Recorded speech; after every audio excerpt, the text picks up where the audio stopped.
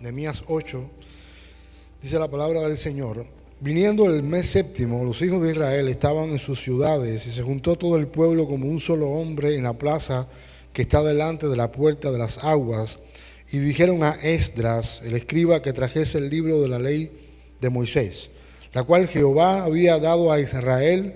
Y el sacerdote Esdras trajo la ley delante de la congregación, así de hombres como de mujeres, y de todos los que podían entender, el primer día del mes séptimo. Y leyó en el libro delante de la plaza que está delante de la puerta de las aguas, desde el alba hasta el mediodía, en presencia de hombres y mujeres y de todos los que podían entender, y los oídos de todo el pueblo estaban atentos al libro de la ley.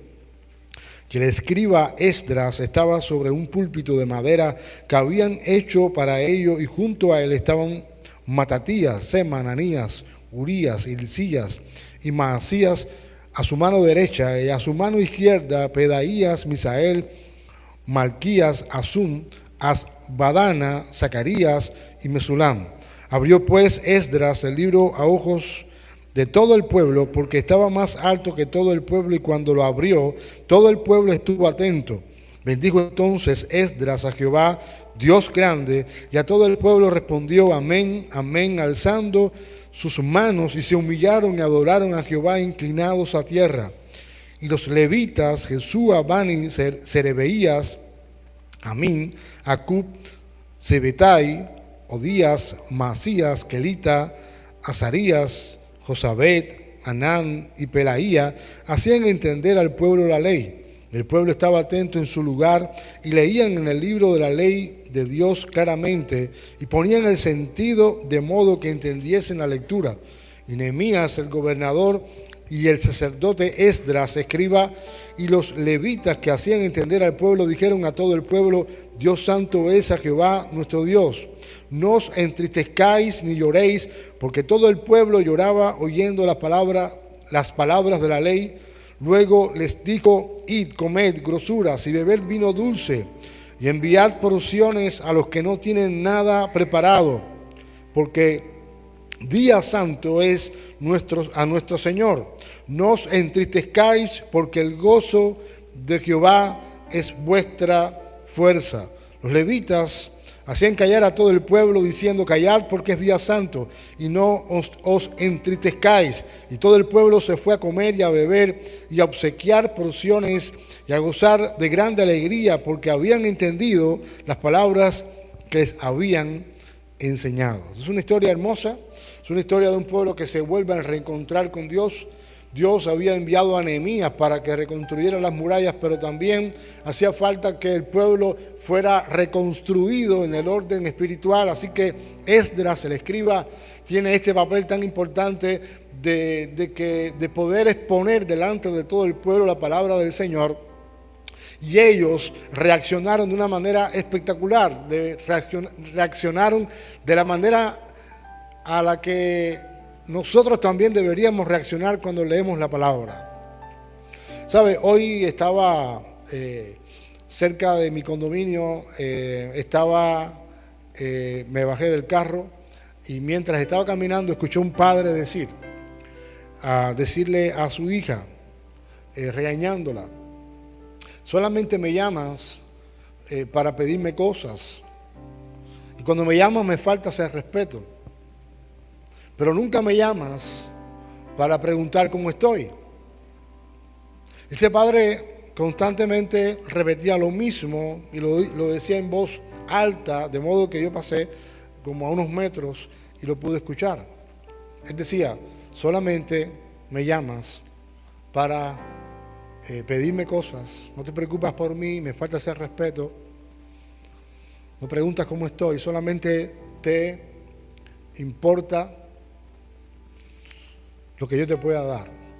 ¿Sabes? Eso me hizo reflexionar, porque en muchas ocasiones nosotros también reaccionamos de la misma manera con Dios. Solamente vamos a Él para pedirle cosas.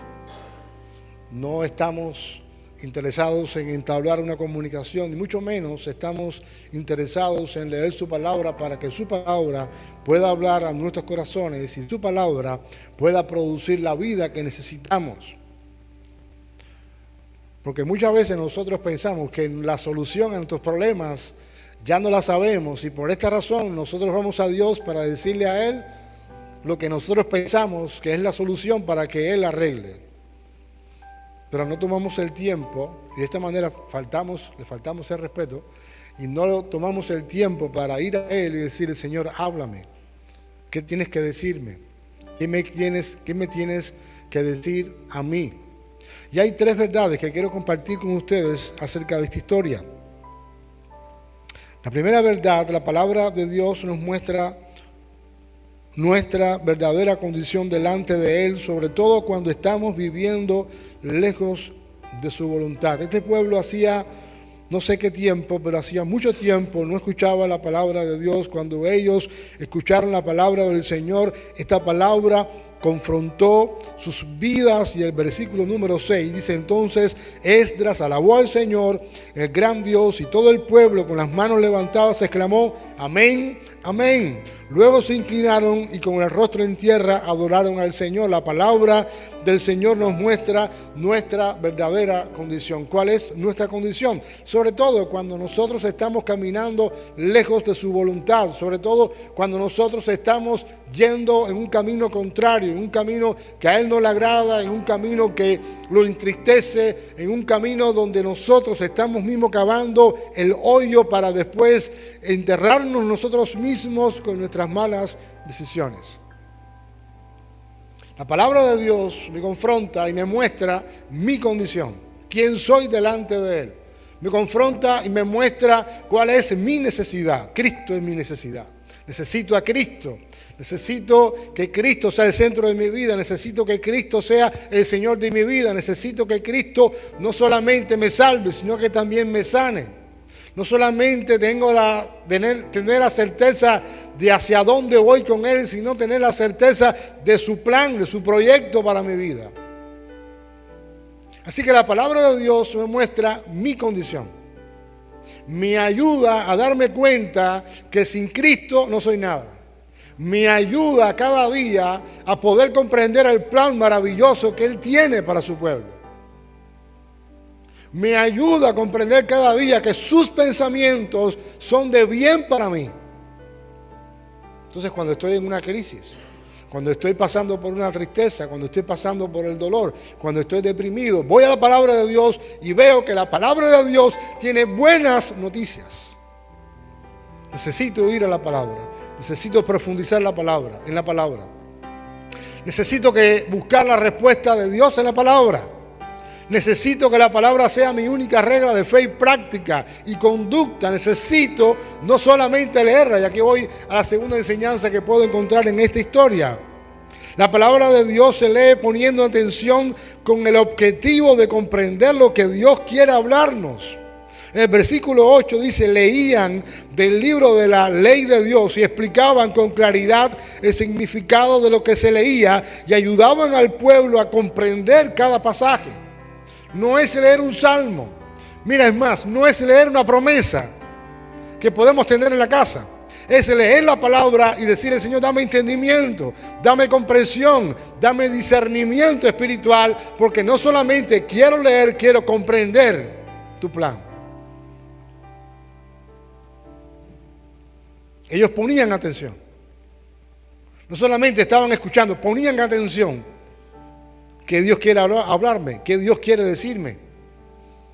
Entonces la palabra de Dios muestra mi condición, pero también la palabra de Dios tenemos que leerla con entendimiento, con la comprensión del Espíritu Santo, con el discernimiento del Espíritu Santo.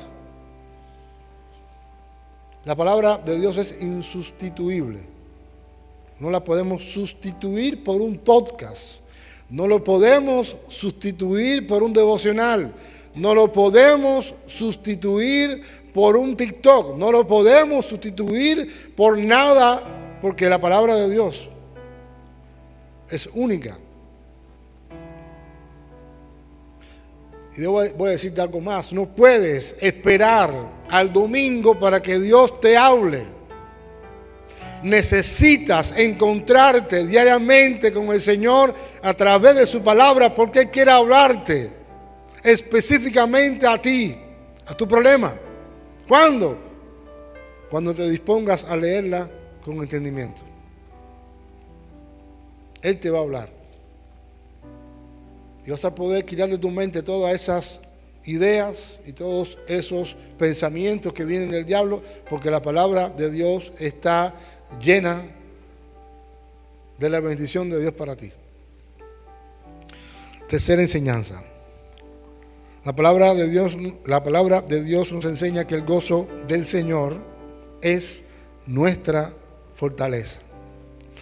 Versículo número 10, Nehemías continuó diciendo: vayan y festejen con un banquete de deliciosos alimentos y bebidas dulces y regalen porciones de comida a los que no tienen nada preparado. Este es un día sagrado delante de nuestro Señor. No se desalienten ni entristezcan, porque el gozo del Señor es nuestra fortaleza. Ellos descubrieron la palabra de Dios y comenzaron a llorar, comenzaron a ser tocados, comenzaron a darse cuenta de cuán lejos estaban del Señor, comenzaron a darse cuenta cómo habían caminado y tomado decisiones fuera de la voluntad de Dios, pero en ese momento eso estaba produciendo una tristeza, estaban llorando. Pero Nehemías se dio cuenta, no, ok, es bueno que ustedes se compunjan delante del Señor, pero este es un momento, y hoy es un día santo para el Señor, es un día de gozo, porque Dios ha traído la palabra a su pueblo. Y esto es algo que a veces no comprendemos. Hay momentos de llorar, pero hay momentos de reírse. Y cuando nosotros permanecemos en el Señor, no siempre necesitamos o podemos estar tristes. Necesitamos vivir en el gozo del Señor, porque el gozo del Señor, esa alegría que produce el Espíritu Santo, es la fortaleza del pueblo de Dios. Y una de las cosas que usa el enemigo, el diablo, para que no disfrutemos de la presencia del Señor es que constantemente estemos mirando aquellas cosas que no hemos alcanzado o aquellas cosas que necesitamos o que están pendientes. Y el enemigo nos hace mirar y observar aquello que todavía no ha crecido, que estamos esperando, mientras nos estamos perdiendo el gozo que produce la comunión con el Espíritu Santo. Y es precisamente lo que está tratando de que Nehemías y Esdras de compartir con el pueblo. Es bueno que hayan encontrado la palabra, es bueno que puedan entender el significado de la palabra, pero este es un día para gozarse en el Señor. Por eso hagamos fiesta. Es bueno que estemos nosotros pensando en que necesitamos arrepentirnos de nuestros pecados, pero es bueno también que podamos centrar nuestra mirada en lo que Cristo ha hecho en la cruz de Calvario para salvarnos y garantizarnos la salvación sin merecer absolutamente nada. Es bueno que podamos comprender la obra del Espíritu Santo constante en nuestras vidas para que podamos perseverar en su presencia. Es bueno que la iglesia comprenda y viva en el gozo del Señor, porque el gozo del Señor es nuestra fortaleza. ¿A qué se parece esto? Se parece a alguien que en medio de la tormenta está viendo al Señor manejando la barca. ¿Saben la historia? Una historia muy antigua que la han usado muchos predicadores de una tormenta que se forma en un barco. Y el barco comenzó a ir para un lado y comenzó a ir para otro lado y todo el mundo corriendo tratando de salvarse, y había un niño en el barco que estaba tranquilo mientras la tormenta estaba azotando al barco. Y viene alguien y le dice al niño: tienes que refugiarte porque puedes morir. Y el niño dice: no hay problema, tengo paz, todo va a estar bien. Y alguien le pregunta a ese niño: ¿cómo puedes tener paz y puedes estar bien en medio de la tormenta? Y dice: mi papá es el capitán de este barco, y si mi papá es el capitán de este barco no solamente zarpó, sino que va a llegar a su final. Alguien que ha comprendido el gozo del Señor es alguien que ha visto la cruz de Calvario como su única esperanza. Alguien que pone delante del Señor sus peticiones y dice: descanso en tu voluntad. Voy a seguir experimentando tu gozo. Nada me va a detener, nada me va a desenfocar, nada me va a apartar de lo que tú has hecho y estás haciendo en mi vida. Se levanta el diablo por un lado y tú le dices, diablo, no tienes parte ni suerte conmigo, porque el Señor produce en mí el gozo, y el gozo que Él me produce es la fortaleza en medio de cualquier ataque que el diablo quiera traer a tu vida. Y no es poner gozo, no es poner un contentamiento, una alegría en algo que no existe, sino es poner nuestra confianza en el Señor y comprender que nadie más debe llevarse la gloria que Él. Yo tengo que depositar mi vida en Él. En Él está mi esperanza, y en Él está la esperanza de la iglesia. La esperanza del mundo que se pierde está en Jesucristo, pero la iglesia no va a poder mostrar la esperanza de Cristo al mundo si la iglesia está viviendo solamente mirando su tribulación. Tenemos que mirar la obra de Cristo en nuestras vidas. Comprenderemos que tenemos tantas cosas por qué agradecer. No podemos tener una relación de Dios como esta niña tiene con su padre. Su padre reclamándole a ella, solamente me llamas cuando tienes necesidad. Solamente estás preocupada. Él decía, estás preocupada, no te preocupas por mí, me falta ese respeto. Y solamente me llamas para pedirme cosas. Él decía, no es justo. No es justo que nosotros nos acerquemos a Dios solamente para pedirle. Necesitamos disfrutar su presencia.